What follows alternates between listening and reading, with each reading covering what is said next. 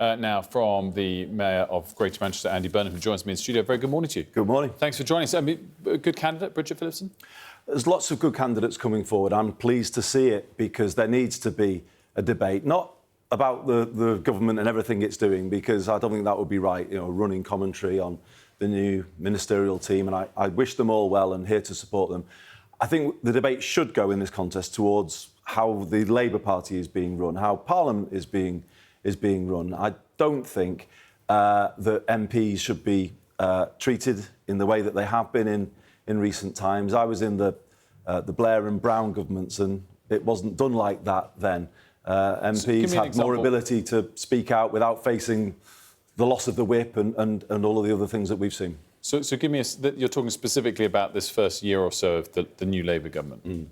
Yeah, I think we need to listen to our MPs more and respect them more, because they have sounded the alarm over winter fuel, and they were right to do so, over disability benefits, and they were right to do so, because it's clear the party changed its position. And I just think you need that culture in a Labour government where people are able to speak out. Sometimes when you're a minister, and I've been there, you're in the department, you've got the civil servant saying everything to you. When you go over to the House of Commons for a vote, people say, you know what, I'm not sure you've got this right. And that's what you really need, because the MPs are on the ground in their constituencies.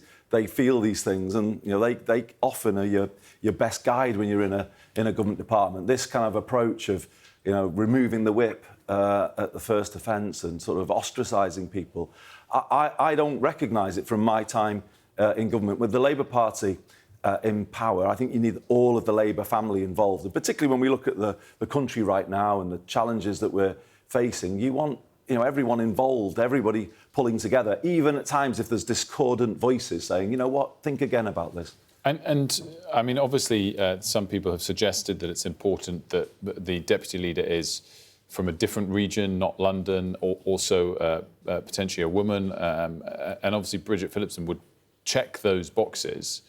But does she not qualify in your eyes because she's a government minister? Everyone has a role to play here. Everyone's got a voice in this contest. But I think it needs to be people who are going to be prepared to speak out independently about some of the challenges that I've just mentioned. I want to see this Labour government succeed. I wish the new cabinet and the ministerial team well. We're all here to help.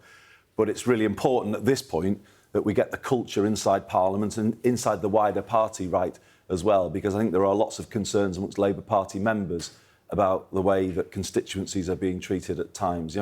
It's too factional, and it needs to be more pluralistic, more inclusive. So someone to speak out independently implies a backbencher. Who is your preferred candidate?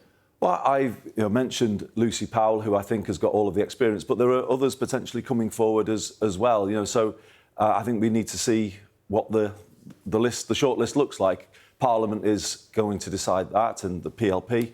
So they're closer to it than me these days. I'm in Greater Manchester. I don't kind of live it in the way that they do. So let's see what the PLP kind of says in terms of who they think should be on the short list, and then I think everyone will be able to make their choice. But it is, I guess, implied by what you're saying, critical in your eyes that come Friday morning there is at least one backbencher facing off against the cabinet minister. I think it's really important to have independent voices in this debate, and particularly from the north. And obviously Lucy is a strong voice from the north, always had a good degree of independence about what she does. Because if you look in the news today, and I did want to talk about this, we need people to speak up for us. And I'm a bit worried about the number of ministers from the northwest, particularly, that have left the government. We've got Reform UK this morning pledging to scrap the Liverpool-Manchester railway line that we've worked so hard to move forward. It just says to me that the leadership of Reform is like the ex-leadership of the Tory party. They're the London establishment, Mr Farage and Mr Tice. They haven't had a lifetime of using the railways in the north of England like we have, because if they had, they wouldn't be proposing a second-class railway for the north of England in perpetuity. That's what they're doing. They're proposing to bake in the north-south divide in perpetuity. We've got much higher ambitions for the north, and that's why I want to see a deputy leader for the Labour Party that will call them right out. It's actually unbelievable that they're saying this. They pose as friends of the north. They are anything but. Obviously, Bridget Phillips in her statement specifically cited Reform and Farage and beating them in her backyard. More broadly, what does the Labour government need to do more of to quell the rising poll numbers of Reform? I would do more of what I just said to you. I don't think these people are friends of the north of England. I don't think it's just not. It's not just the north. But it's not just the north. Is all I'm saying. More broadly. And the parts of the Midlands would feel the same as I'm representing the north. That's my job. But the Midlands would feel the same. The South West and East Anglia would feel the same.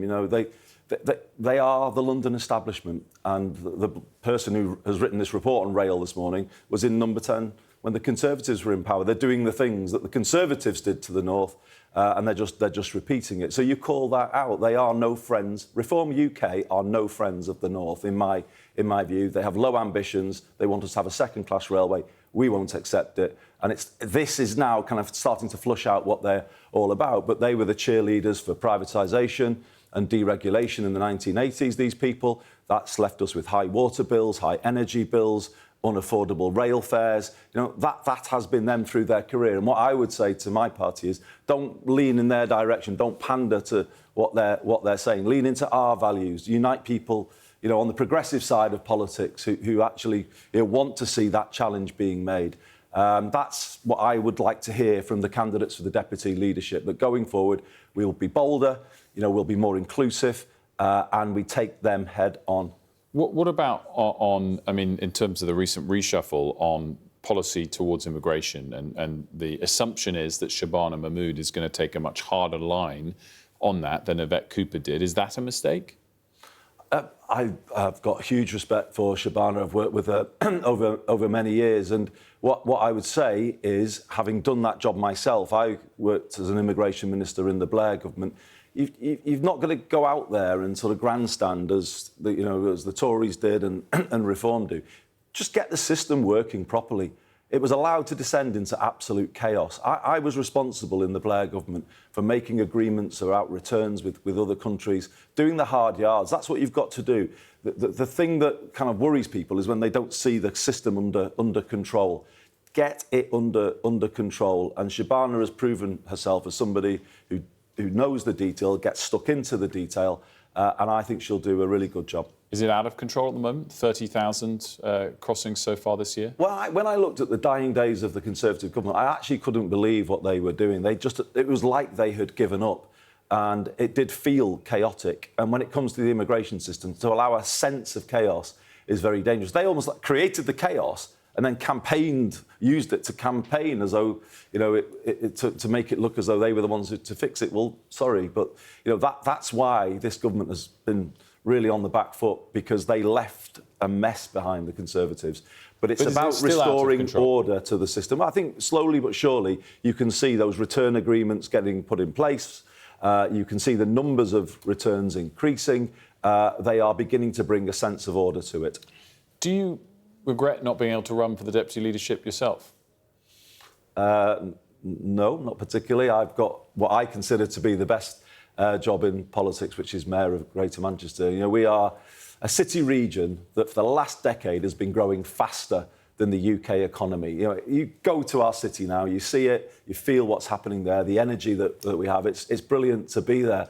And that's why, it's kind of, for me, so depressing to hear the sort of Westminster establishment, Mr Farage and Mr Tice, coming along this morning saying, oh, well, you know what, we'll just pull the plug on the rail infrastructure that the North West needs. I don't think people down here really kind of believe in the North in the way that we do. It's kind of why I left this world down here. I kind of made the case for the North here. I was banging my head against a brick wall. And today's move from Reform UK shows that it's still, those biases and prejudices against the North are still very much there in the way they all think. So to me, the job I've been doing kind of fulfills why I came into politics, to close the North-South divide. And because Greater Manchester is growing faster than the UK economy, that is actually now happening. We are closing the North-South divide.